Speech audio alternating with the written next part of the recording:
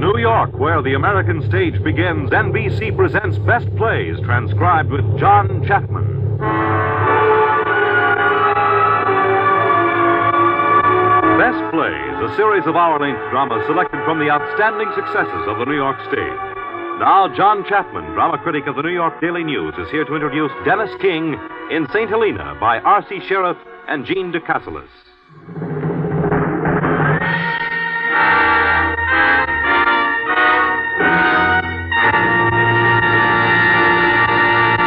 Mr. Chapman. Good evening. Our best play has several distinctions. For one thing, it is an excellent biographical drama, and the modern theater doesn't get many of these. For another, its co-author, R.C. Sheriff, is the man who wrote the unforgettable play of the First World War, Journey's End.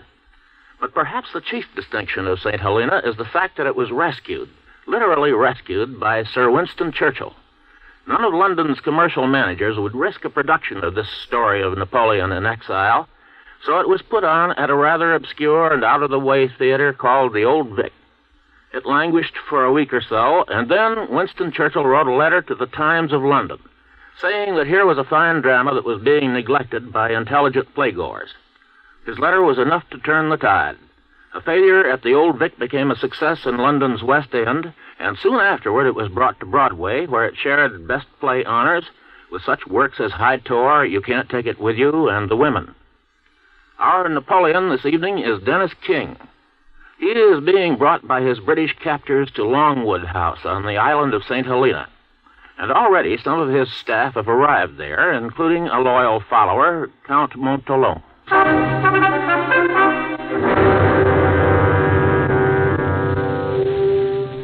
In the southern waters of the Atlantic Ocean, reaching well within the tropic zone, is a small island of volcanic origin called St. Helena.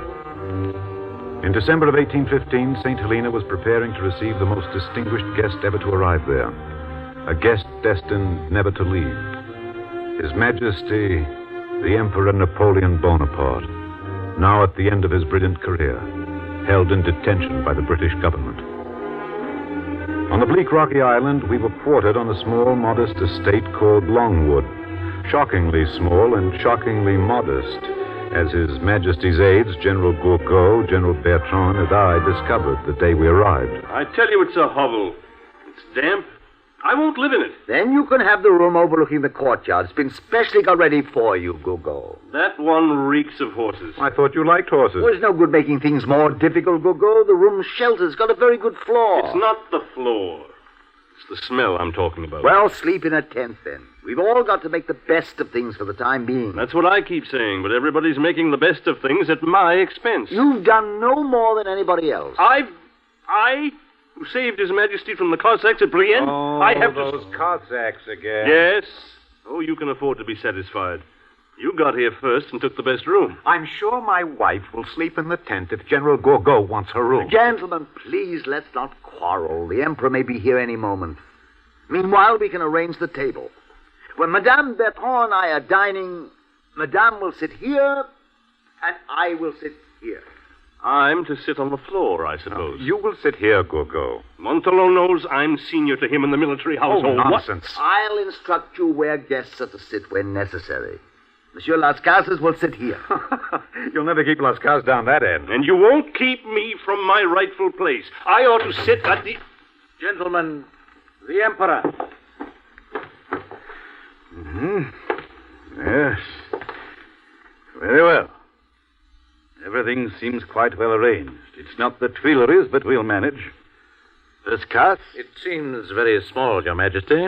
Oh, it doesn't matter. I like small rooms. The Admiral has asked me to show Your Majesty plans for the new house. New house? Don't be absurd. It would take the English 6 months to build a new house. We shall all be back in Europe then. What shall I do with the plans then? Send them back.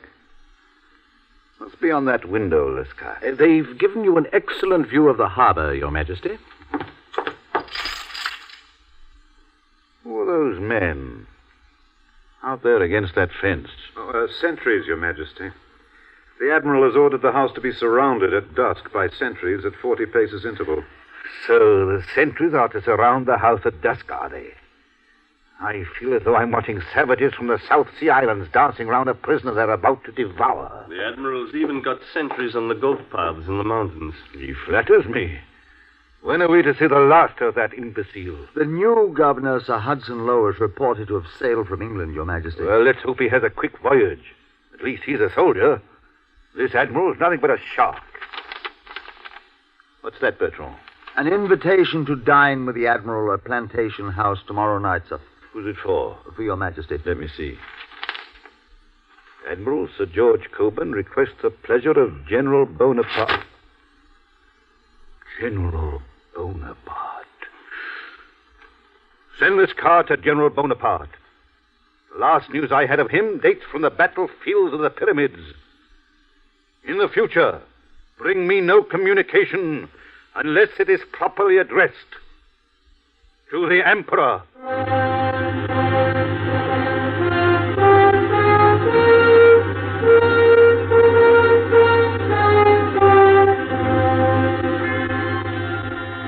We retired early that first night at Longwood and would have slept well into the morning of the following day had we not known that the Emperor would expect each of us to report to him early in the day.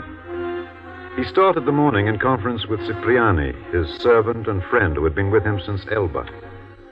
Where does the water come from here, Cipriani? It's brought in pipes from Jamestown, Your Majesty. Much too hard for shaving. We must arrange to have rainwater collected. Very good, sir. See who that is, Cipriani. General Gurgo, sir. Ah, Gurgo. Come in, come in. You may go, Cipriani. Good morning, sir. What's the matter, Gurgo? Nothing, Your Majesty. You look sad. I've reason to be. I slept badly. Well, we'll find you a little wife. That's what you need. A nice little wife. And in the meantime, it's not easy to lead this monastic existence, sir. It's not to be wondered at that I'm ill and out of sorts. I should be happy if you still needed me to work on your memoirs. But you dictate to Lascaz now. Lascaz receives every favor. Lascaz is always with you. Gurgo, I want Lascaz to be your friend. He's too much of a hypocrite for me.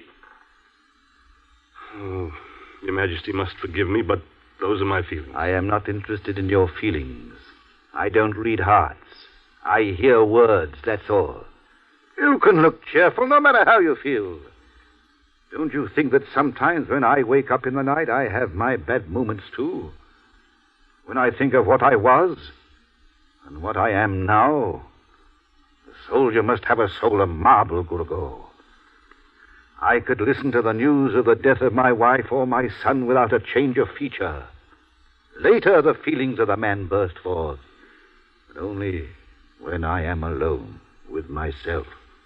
Your Majesty knows I would blow my brains out for you. All right. I'll keep that in mind. In the meantime, I want you all to live as a family. Now, happily. Oh, come in, Montalon. Come in. Oh, how's your wife this morning? Worried, sir.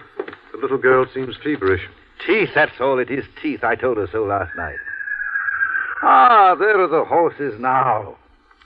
Now, gentlemen, this morning we take the road to Hut's Gate, then the mountain road round the Punch Bowl. We can plan a different ride for each day of the week. Your Majesty, I should tell you we will not be riding alone. Why not? Instructions from the Admiral reached Count Bertrand last night. An English officer is to accompany Your Majesty when he goes riding outside the Longwood boundaries. So that's the latest insult. Very well. We shall remain indoors. But, sir... Tell the horses back! Let the Englishman follow his own shadow. We remain indoors. Yes, sir. Oh, they're determined to force on me a martyr's crown of thorns. Let them do it. Well, Montalon, if we can't ride, we can read and write. There's plenty to do indoors. Our memoirs, the battles. We'll spend our time like this. From 9 till 12, we'll read and work at our English. From 4 till 8, we'll work on the campaigns of 1812, 1340. 8 till 10, dinner and conversation. 10 till midnight, we'll spend in the library. Yes, Montalon, we must reorganize our lives.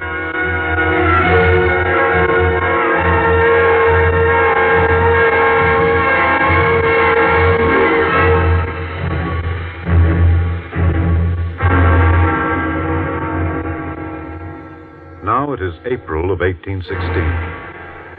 It is nearly 2 in the afternoon.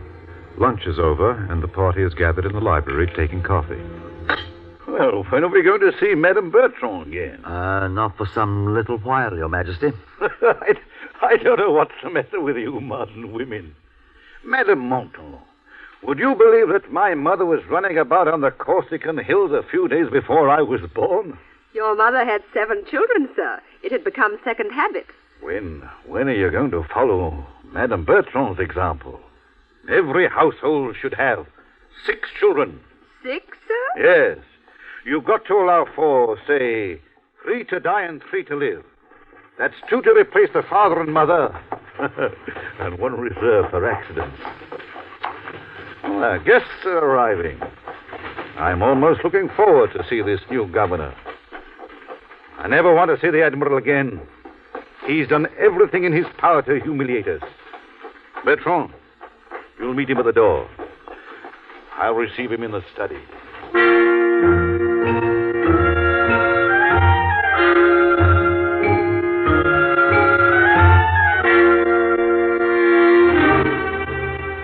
May I present the new governor, Sir Hudson Lowe and Admiral George Cockburn. General Marquis de Montalon. Your Excellency. Madame Montalon. Your Excellency. Madame. Comte de Lascasse. Your Excellency. General Baron Gouraud. I've advised the Emperor that you are waiting upon him. Did Your Excellency enjoy a good voyage? Slow, I'm afraid. We had good weather, but only a slight wind. We were 66 days at sea.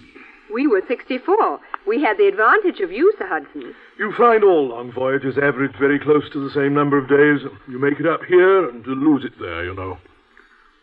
Really? Are you a good sailor, Sir Hudson? Fairly, madame. Quite fairly. You are lucky to live in this high position. You've got beautiful views all around. That's just the trouble. If only we had a few trees. There's no shade up here, and the wind comes across the plain with nothing to break it. Will you come this way, Sir Hudson? Eh? And I, sir? I was instructed to announce only the governor. This way, Your Excellency.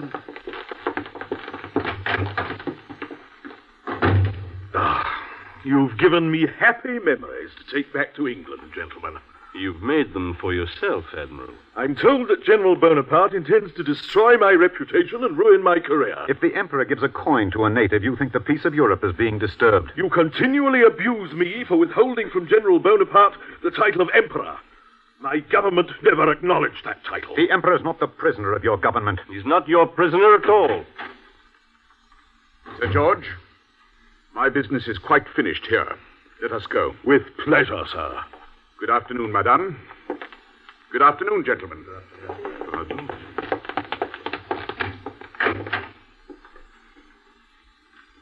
Did you see how annoyed he looked? He's even worse than the Admiral. I wonder what happened in there. I wonder. Well, my friends, I suppose you heard the news. No, we've heard no news, Your Majesty. You're to be put onto a boat and taken in custody to the Cape. What? To the Cape? Oh, unless you sign a declaration that you will remain with me here forever.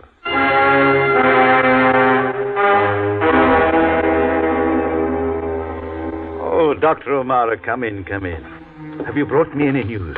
No, sir. I've heard nothing. Nothing at all? No news of the Empress or my son? No, sir. But there's a ship in the harbor. Yes, I saw it come in this morning. There may be news waiting for us there. It may be waiting to take friends away.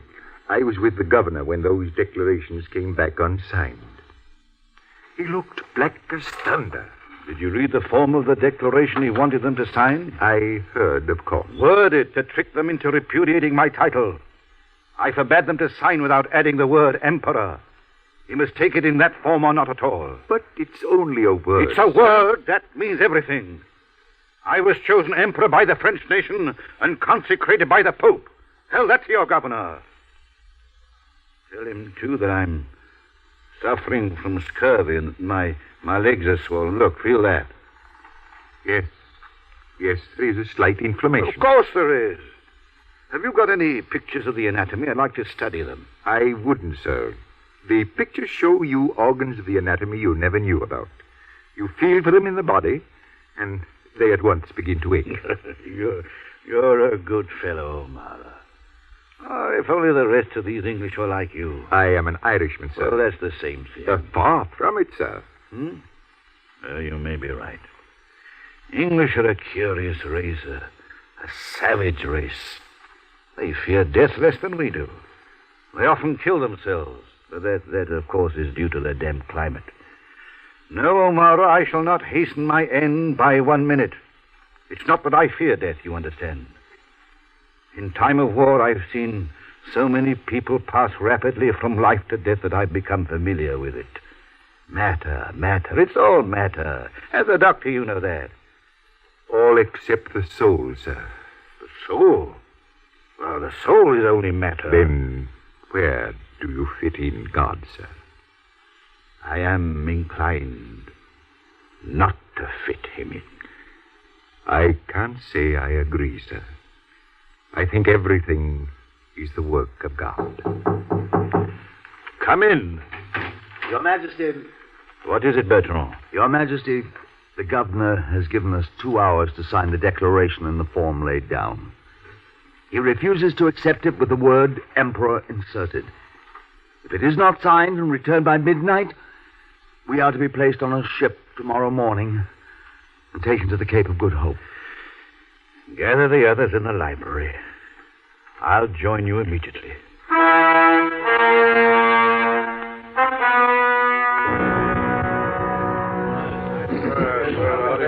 Well, my friends, it seems that this is to be our last evening together. There's a ship in harbor to take you all to the Cape.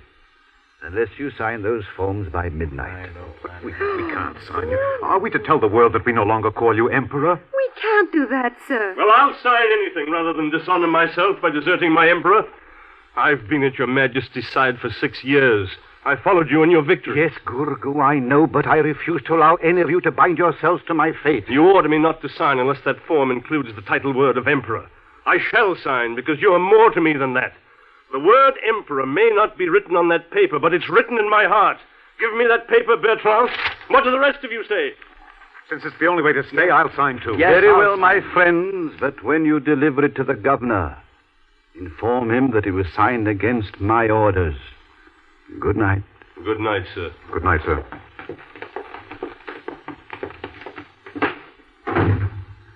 They'll stay. They'll stay.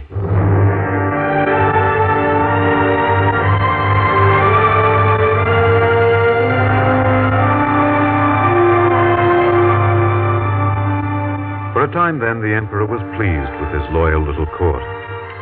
But the morning came in November of 1817 that our little group was diminished by one. It was a fitting time for tragedy, a gray, wet, cheerless, and grim day. In the dining room at Longwood, I was working over the accounts, a task I despised, while Gourgaud paced restlessly the length of the room. He's been shut up in there with Lascars for 2 hours and 20 minutes. I'm made use of and thrown aside like a bit of cast-off clothing. Well, the Emperor's like that. The more I see of emperors, the more I think of republics. No, these eternal frogs will drive me mad. It's the rain that brings them up. The rain. The rain. Paris. Shops, the lights. Shall we ever see them again? Oh, Dr. O'Mara. How's the Emperor this morning? He's suffering from his liver, his legs, and his teeth. Any news this morning, Doctor? There's a pile of letters for you. Came in on the Newcastle. Also a box of books for the Emperor. And the case with the bust of the Emperor's son. Have they made up their minds to let him have it yet? Between ourselves, I hear they wanted to break it up to see if there were any secret letters in it. Well, why wait a fortnight and keep the Emperor in suspense? They're frightened out of their wits about this rumor of smuggling him off the island in a dirty linen basket. Is he disengaged? Of course not. Lascars is with him. He's never out of the Emperor's room nowadays. He's just here to get copy for his book. He sucks the Emperor dry with his eternal questions. Nothing left for you, eh? Good morning, gentlemen. Well, Monsieur Lascars, plenty of stuff for the book this morning. Magnificent. A completely new account of Waterloo. Congratulations. I happen also to have a very good account of Waterloo. Oh, out of date. The Emperor has given me a completely new version. He never told you why he attacked the center and discarded his idea of turning the enemy's right wing? I hope I shall never sink to selling the words my Emperor has said in friendship. Did he say if that tooth is still paining him? Yes. He wants it out. He will call you. I hope we have less trouble than we had with this tooth. I had to sit him on the floor to get this one out. I wonder what it would fetch in a London auction room. Oh, £15 at least, I should say. Oh, did he give you that? Of course. Could you manage to get one for me? O'Mara, you promised me the next tooth. I promised nothing of the sort. It's a horrible suggestion. I certainly shan't sell it in the London auction room. You'd get more for it in Paris. Let me have that one. You can keep the one you get this morning. I think not. Give me the tooth. You have no right to it anyway. The Emperor will see the doctor. Excuse me, gentlemen. The Emperor will see the doctor. My patient is waiting. O'Mara's not to be trusted. He tells the governor every word he hears. The Emperor sets too much faith by O'Mara. He also repeats every word the governor says. The Emperor knows whom he can trust and whom he cannot. Oh? I'm not so sure of that. What was it you reckoned your diary would bring you, Lascars? 100,000 francs? I've no idea, General Gorgo, what financial value may be attached to my book. But I don't think I'm exaggerating when I say it is a work that will go down to history as the basis of all future biographies. Good morning, Monsieur Lascars. I would like a word with you. Well, Captain Nichols? You have a servant, James Scott. I do. He is being detained by the governor for trying to smuggle a secret letter of complaint to Europe. You know that orders decree that all correspondence for Europe shall pass through the governor. I do. Yes, but in this particular instance... Monsieur Lascars, in the name of the governor of St. Helena, I arrest you. What? Oh, look here. Now, what does this mean exactly? It means that you will be transported to Europe. But my books, my diaries, they're my private property. I must have those. Your property will be respected. But to avoid the circulation of mischievous reports in Europe, the governor orders that your journals must be confiscated. You can't take my books. They're mine. I am sorry, monsieur. Then I won't go either. You can't... Guards! Take him! Come on! You can't. It's scandalous. Those books are worth a fortune. You just don't let me have them. Move along. Go. You have no right to... Take him along, guards. No. Montalon, get the Emperor. Help me. Oh, take care of my notebooks and then don't let anything happen to my diary. Come on. Don't let anything happen to my diary. What is it? Lascars, arrested. Good Lord, why? He was smuggling papers through to Europe. What will the Emperor do? Who's going to tell him? No one will need to tell him. He knows. He looked through the window and saw him being carried off. He saw? Why doesn't he do something? What could he do, madame?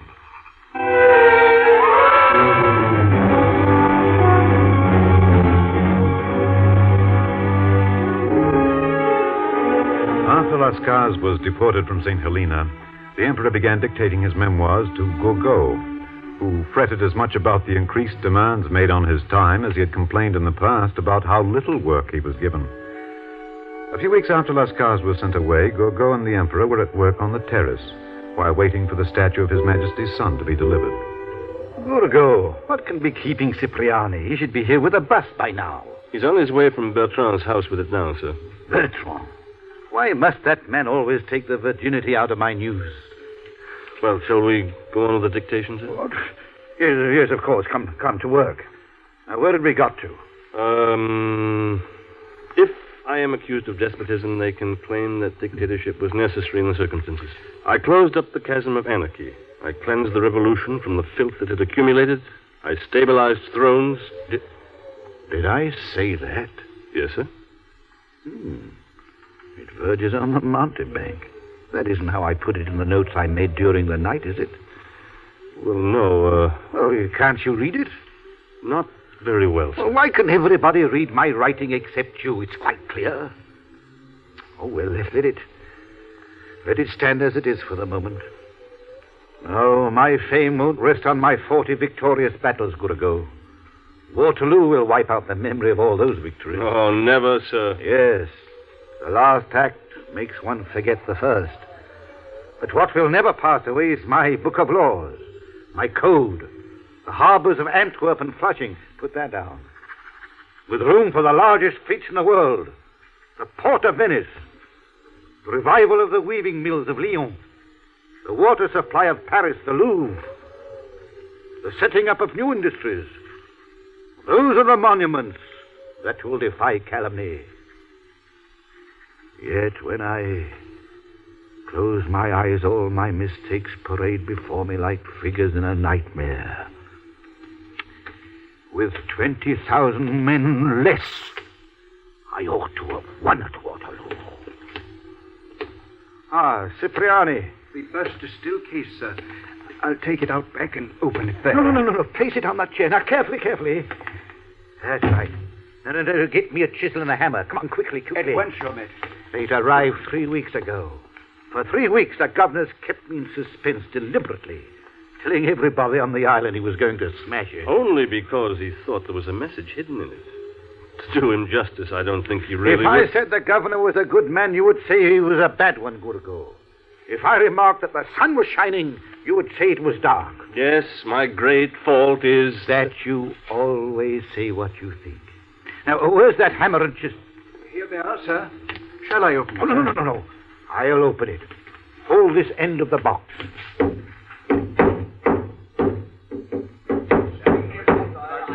Who's out there? Governor, sir. He's with Bertrand. How dare that man raise his voice near me?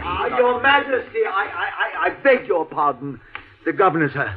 He asked for an urgent interview with you. I don't want to see him. You know that perfectly well.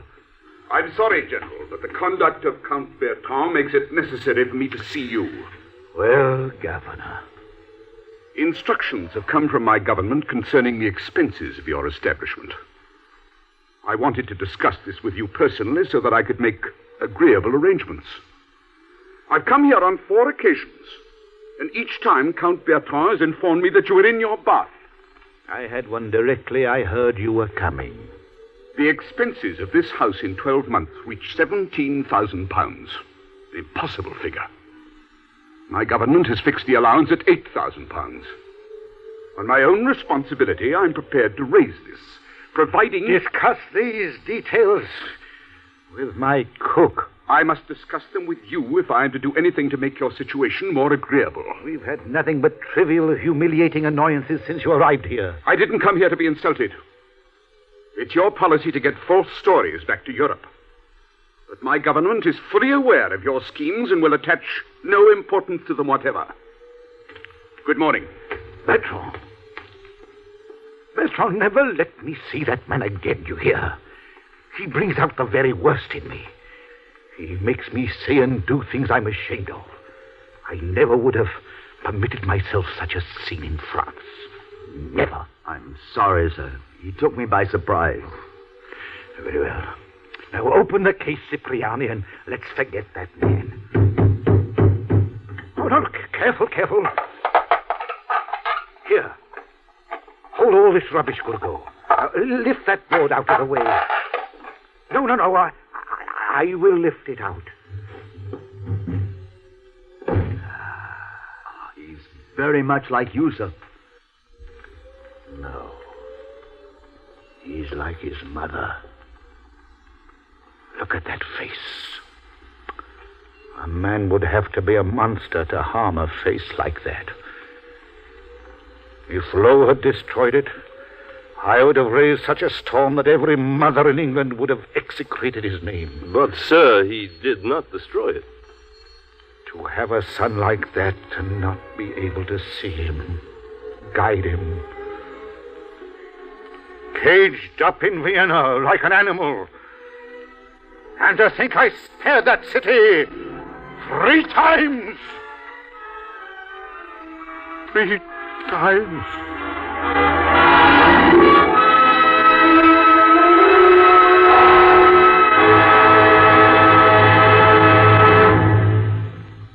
In a moment, Act Two of St. Helena, starring Dennis King. This is NBC, the national broadcasting company.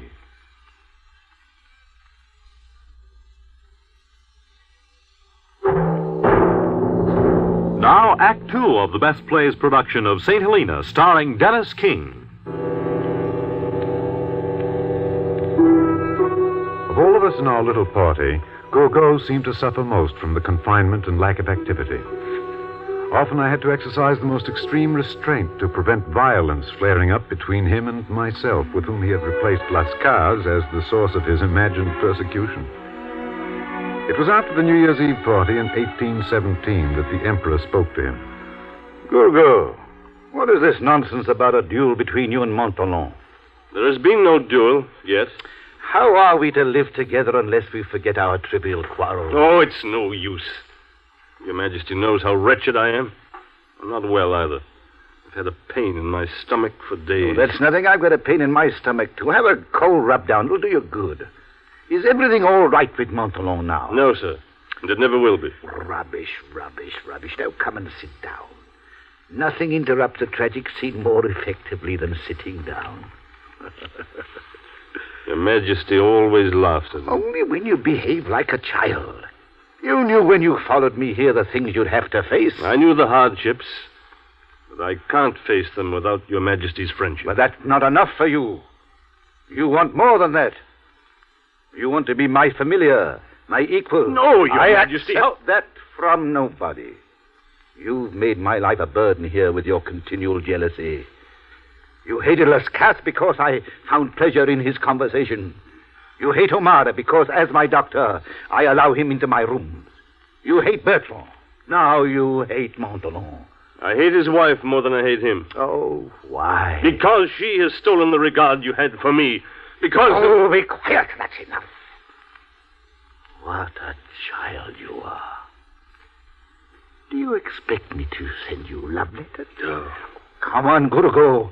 You've got lots to be thankful for. You're young. The whole life's ahead of you.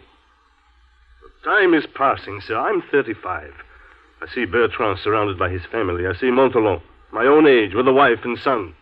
What have I got? For 3 weeks now, Your Majesty's never even sent for me. At dinner, you ignore me. Because if I sent for you, you do nothing but argue and contradict. Because I'm the only one of all your staff. I know, the only one who's frank and honest. Why is it that the others can always think of something pleasant to say? Because they say the rest behind your back. What do I care what people say behind my back? I defy any man to deceive me. He can never be as bad as I imagine him. I sacrificed everything to follow you.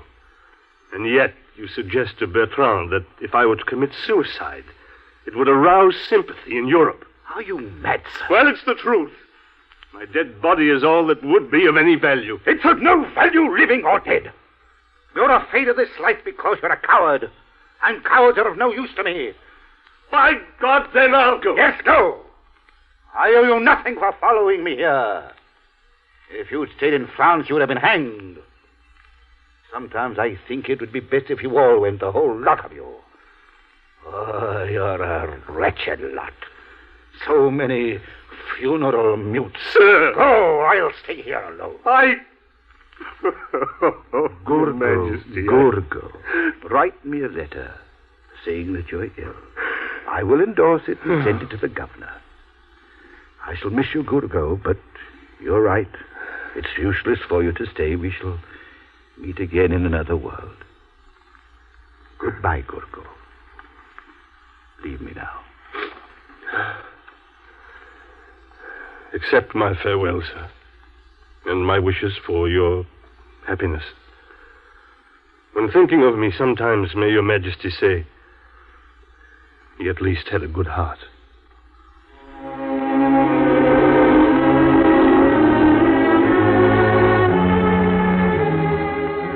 The longer our stay on St. Helena lasted, the less we seemed to have the confidence of our British custodians. After a rumor was circulated that the Emperor was seeking an escape from the island, We received almost daily visits from the governor or his officers trying to determine that the emperor was still present. Finally, the point was reached where we seldom even received them when they called. Yes, sir? Would you advise General Bonaparte that Governor Lowe and Captain Nichols are here and that I wish to see him? I have important communications to make to him. The Emperor's had a bad night. He is at present in his bath. He orders me to tell all callers that the dead do not receive visitors. Nonsense. If he's so ill, why did he refuse to see Dr. Verling? The Emperor declines to see any but Dr. O'Mara. Dr. O'Mara's duties with General Bonaparte are at an end. He sails for England tomorrow. I wish to see the General to explain the nature of some orders I've received. The Emperor's in his bath. We will wait. The Emperor will be in his bath for 2 or 3 hours. Come on, Nichols. I'm sick of this farce. You will return every half hour until you can report that you've seen General Bonaparte. If he hasn't been seen by this time tomorrow, I shall take other measures. Gone? Yes, but he's furious. Excellent. It will increase his blood pressure. What? Back already? Shall I answer it, sir? Yes, you disposed of him nicely before. Go ahead. Oh, Dr. O'Mara. Hello, O'Mara. You've just missed Hudson Lowe. We've had another of his charming visits. I know. I saw him leaving. How is the Emperor, Cipriani? The Emperor suffered a lot with the pain in his side last night. We missed you, sir. What's he been doing for it? Nothing. He won't see Dr. Verling. He's gone back to fasting. Well, I must say goodbye, Doctor. It'll be dark in a minute. I must light the Emperor's lamps and let him know the coast is clear. Goodbye, Cipriani. So he won't see Dr. Verling? No, he won't see any English doctor unless he's attached to him under his own conditions, as you were. Some Corsican doctor is being sent out by his mother, but he can't be here for months. Can't you possibly stay for a bit? Surely the governor won't object. The governor won't let me stay on this island another day. But you've done nothing wrong. That's not his opinion. If I don't report every word I hear in the Emperor's rooms, the governor considers I'm taking the Emperor's side against him. He's practically told me I was a spy. O'Mara, is the Emperor really ill?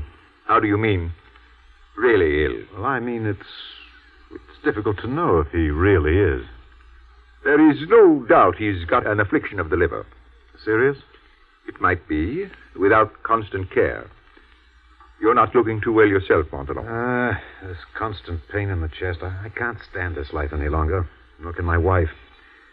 But how can we possibly ask to go when the Bertrands worry him every day to let them go, too? Well, somebody's got to stay. I hear a priest is coming out with the Corsican doctor. Yes. Perhaps when the priest and the doctor arrive, we may be allowed to go, too. It's 4 years now since we've seen our 2 eldest children. Well, it's getting dark. I must hurry. Convey my respects to your wife. We sail at dawn. Lucky man. Come, I'll announce you to the Emperor.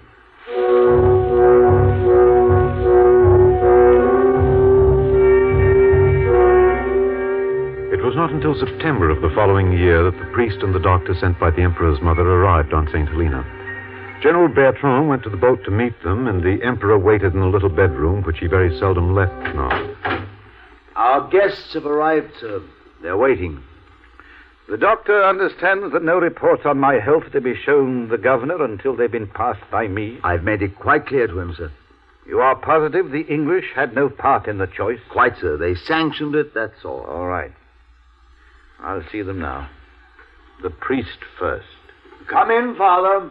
Come in. The Abbe Vignali. Your Majesty? What's your name? Angel Paul Vignali, Your Majesty. Angel Paul. Well, you're a native of Versailles, I'm told. Yes, Your Majesty. And you studied medicine, too? Where?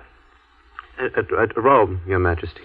Have you actually practiced medicine? No, Your Majesty. Ah, you haven't. You understand your services will be entirely ecclesiastical. You will not try your medical skill on anybody here. No, Your Majesty. Tell me, did you see anyone of importance when you passed through London? I don't know. I don't think so. You don't think so? I see. Are your parents alive? Yes, Your Majesty. Well, didn't you mind leaving them to come out all this way? Yes. No, Your Majesty. Why did you come here? You probably don't know. No. Well, you won't find life easy here. We must all try and make the best of each other. You may go now. We'll meet at Mass tomorrow. Yes, Your Majesty. Oh, Bertrand, is the doctor any better, or is he stupid, too? Well, sir, he's different. Show him in. Let's get it over. Will you come in, Doctor? Dr. Antomacchi. So this is Dr. Antomacchi, eh? Come in, Doctor. Let me have a look at you. Your Majesty? Stand where I can see you by the light. You are a Corsican? A brigand of a doctor, eh? Yes, Your Majesty. When were you last in Corsica? 2 years ago, sir. How old are you? About 30. About 30. Don't you know your age? 30, Your Majesty. You studied medicine at Pisa? I commenced my studies at Leghorn, then Pisa. I was received as doctor in medicine and philosophy at the University of Pisa, March 1808. I afterwards went to Florence, where I applied myself to anatomical researches and was appointed... Yes, we all know that. We've read your history. What made you forsake your employment to share my exile on this rock? Neither gold nor favors, Your Majesty. I have set no price on my services. I have stipulated no... Yes. Now, answer my question simply. It was proposed to me, Your Majesty. Ah. I desire no reward. I just accepted the honor. You might not have suited me. I might have sent you back. What then? Well, neither my mother nor Cardinal Fesch had written to me informing me of your departure. I warn you, I distrusted every individual of your expedition until... That accounts for the Marshal's daily cross-examinations. I admit, I am talking, sir. Your Majesty, I beg your pardon. You know that I am not sympathetic towards doctors. What good is a doctor to a starving man when all he needs is a loaf of bread? Exercise is what I needed. The English made that impossible for me. It's resulted in a chronic affection of the liver and of the heart. Will you allow me to take your pulse, sir? No, later. Besides, my pulse wouldn't tell you anything. I've never heard of my own heart beating. I've often wondered if I had one. There are other ways of getting the exercise Your Majesty needs. Would you have me turn somersaults in my bedroom? No, sir. But there are games, exercises. My father added years to his life by digging up his lines every morning. Yes, that's an idea. We might start digging our graves. That'll be all for the present. You'll need philosophy and resignation to live here, Doctor. You're too young to have either. I think Your Majesty will find... You may go. Your Majesty? Well, Bertrand, these are the men we've been waiting for all these months. A sorry lot, eh? Was I rough with him, the doctor? I think you were very patient, sir, considering. A charming pair. A cretin and a lout. And these are the men who have come to take the place of Lascaz, O'Mara, even poor Gurgo. Oh, we didn't realize how fortunate we were. Well, misfortune has its good sides. It teaches us the truth. Resignation. That is the dominion of reason. The real triumph of the soul. It is indeed, sir. He recommends exercises. He suggests we dig the earth. I don't think it would suit me, sir. I wonder, could one make some sort of garden here? Oh, I doubt it, sir. Look at the trouble my wife had with these miserable little shrubs. Yes, but she did grow a few shrubs. We might do the same, more. No, why not? We could have a lawn down there in front of the windows, an avenue up to the porch. You see what I mean? Come here to the window. Now, look. There, you see. And then perhaps an orchard down there. An orchard? Well, why not? An orchard down there. A fountain in that corner. A vegetable garden round there. We might even grow oranges.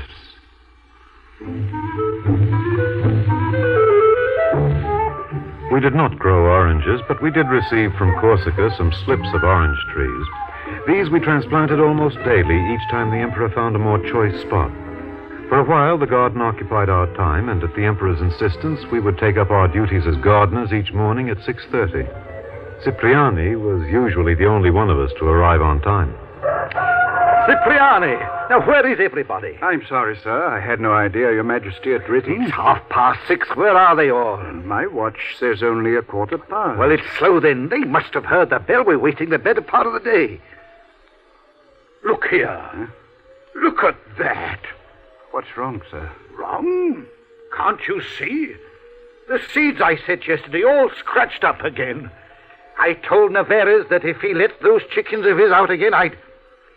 Get my gun, Cipriani. Yes, Your Majesty. Oh, and my spade, too. Yes, Your Majesty.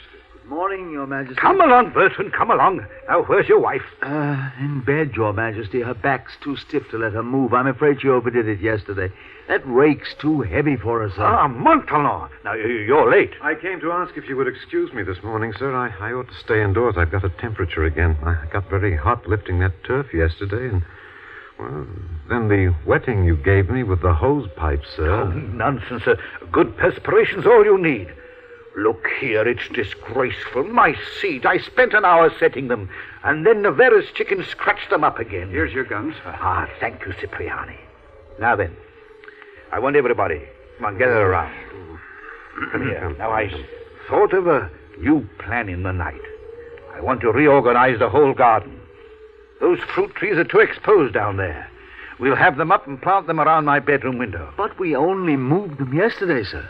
They'd be moved twice in a week, and there's fruit on them. I know what I'm doing. You can move peach trees any time. Now, Cipriani, you're good at digging. You make the holes. In the lawn, sir? No. We'll have the lawn over there instead. It's a much better place for it. Montalon, Bertrand can move the turf. We'll break for half an hour at 9 o'clock for a cup of coffee. Digging's the finest exercise in the world after riding. Don't you feel better for it, Bertrand? Much better, sir. Here they come. 3 of them. Who, sir? Chickens. Hey there, Montalon, stand away there. Now look out. That'll teach them to scratch my seeds. Not a bad shot, eh, Bertrand? What shall we do with the chickens, Your Majesty? Have them for dinner. Very good, sir. Bertrand, here, give me your hand. Oh, what is it, sir? Nothing. It will pass. Momentary faintness. Oh, sit here, sir. Yes, that'll do. Are you all right, sir? It's nothing. Do you remember the goldfish at Malmaison, Bertrand? Oh, I do, sir. We might have a pond and some goldfish here. I'll make inquiries in Jamestown, sir. Listen. I didn't hear anything, sir. I thought I heard the sound of a bell. A bell? No, sir, I didn't hear it. A sound came into my head just then, like the ringing of a bell. I shall be hearing voices next like Joan of Arc. I miss the sound of bells here. My first memories of childhood were the bells that rang in the village round home. Sometimes when I was walking with my courtiers at Saint-Cloud, and they thought I was planning new campaigns, I was just allowing the sound of a bell to take me back to Corsica. All those early days and peaceful dreams. I'd like to write a history of Corsica. Someday I'd like to write a history of... Sir, I wanted to ask you... Bertrand. He's fallen asleep. Perhaps we should wake him. No. Let him rest. I do not think he sleeps at night. Let him rest while he can.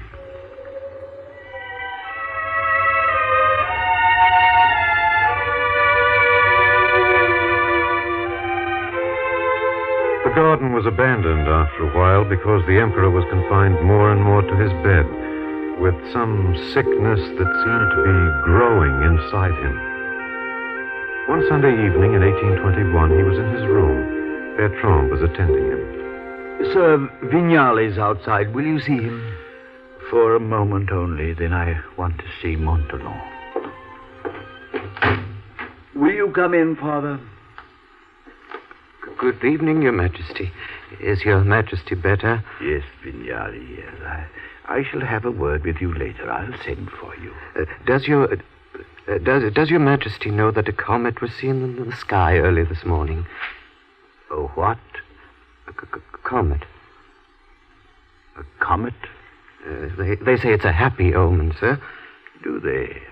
I'm sorry that I missed it, Vignale. It may be visible again tonight, sir. Good, then I may see it after all. Thank you, Vignale. You go now. I'll send for you later. I want to speak to Montalon. Send him to me. Yes, Your Majesty.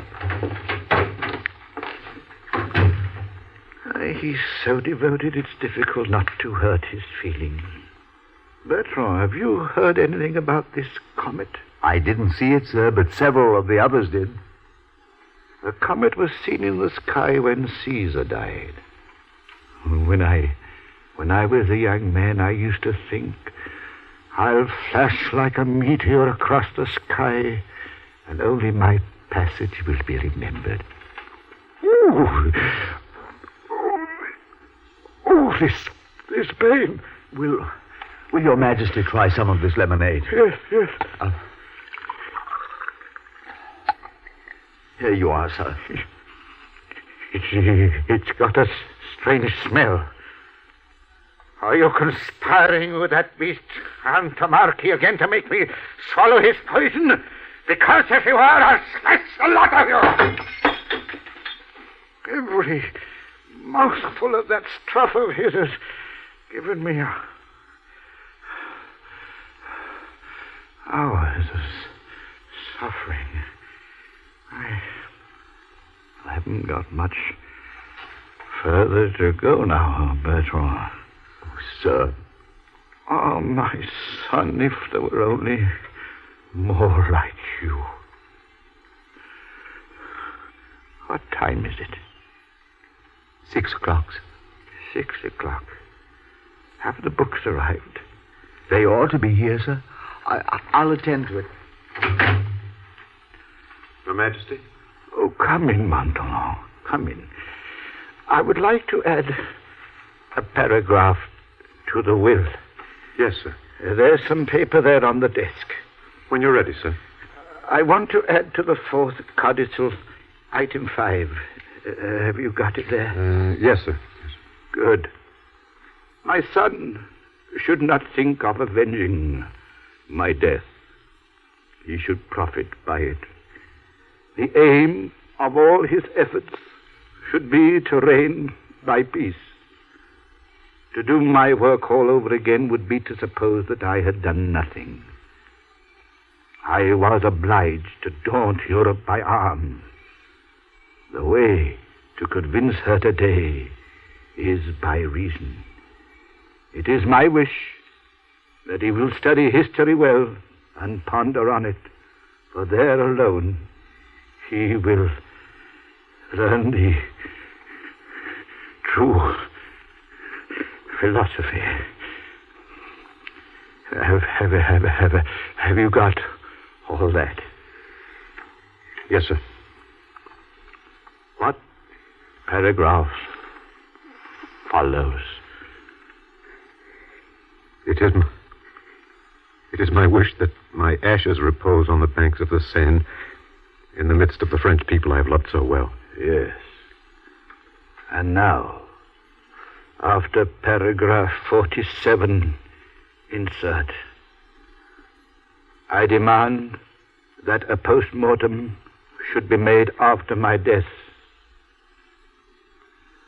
I I think the billiard room is the best place for the post-mortem. They can make use of the table. There's plenty of room and it's light in there. Sir, you talk as though your career lay 300 years behind you. How can we tell what will happen? You're better today than you were yesterday. No man can escape his fate, Montalon. It's written in the stars that I am to die here. Well, perhaps it's just as well. In America, I should have been assassinated. It's a free country, or worse still, I might have been forgotten. No. This martyrdom may save my dynasty. Have those books arrived yet? Yes, I brought them with me, sir. I think you'll be pleased. The Hannibal was amongst them. We've been crying for that book for the last 6 months. Have you heard about the comet, Montalon? Yes, sir, but they say it wasn't a comet. It was a meteor. Who said that? Well, the Admiral, sir, and the people at the observatory. Oh, well, we shall have to die without a comet. Your Majesty. Montalon, put my feet up. Thank you. Yes. Oh, I'm tired. I've always despised my bed, yet now I would not exchange it for a throne. Sit down, Montalon. Thank you, sir. What time is it? 6:10, sir. Have you got that book on the wars of Hannibal? Right here, sir. War is a simple art, you know, Montalon. Like everything beautiful. I used to argue with myself for hours concerning the plan of a battle, magnifying every incident, every danger. When I appeared the most calm, I was vibrating with the greatest excitement, like a girl about to have a baby.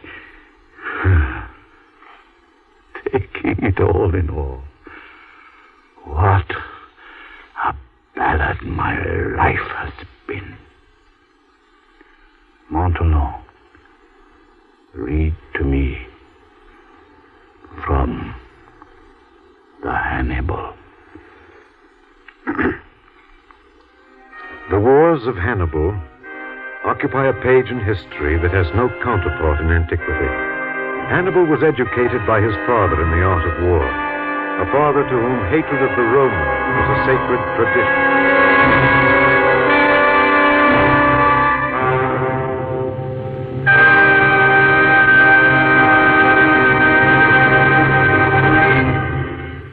You have just heard the Best Plays production of St. Helena, starring Dennis King. And here once more is your host, drama critic John Chapman. I think this is a brilliant and fascinating play, and I wish we had more like it, more biographies on the Broadway stage today. The gaps are too long between an Abraham Lincoln, a Pasteur, a Victoria Regina, and a magnificent Yankee. Our thanks to Dennis King and his fellow players for bringing St. Helena to us. Next week, our best play will be Tennessee Williams's Summer and Smoke, a drama with an interesting history. It was a comparative failure on Broadway, and later an enormous success in an arena theater in Greenwich Village, thanks largely to the playing of an unknown young actress, Geraldine Page. Miss Page will be with us in Summer and Smoke next week. This is Chapman saying goodbye until then. St. Helena was transcribed and adapted for radio by Earl Hamner. Heard in the cast were Alexander Scorby as Montalon, Horace Bram as Bertrand, Philip Bourneuf as Gorgo, Guy Spall as Las Casas, Ralph Bell as Dr. Antomarchi, Lester Fletcher as the Abbey, Guy Rep as Cipriani, June Field as Countess Montalon, John Stanley as Sir Hudson Lowe, Ronald Long as Sir George Coburn, Ivor Francis as Captain Nichols, and Edwin Jerome as Dr. O'Mara. Best Plays is an NBC production supervised by William Welch and directed by Edward King. Your announcer is Fred Collins. Listen to The Theater Guild Sundays on NBC.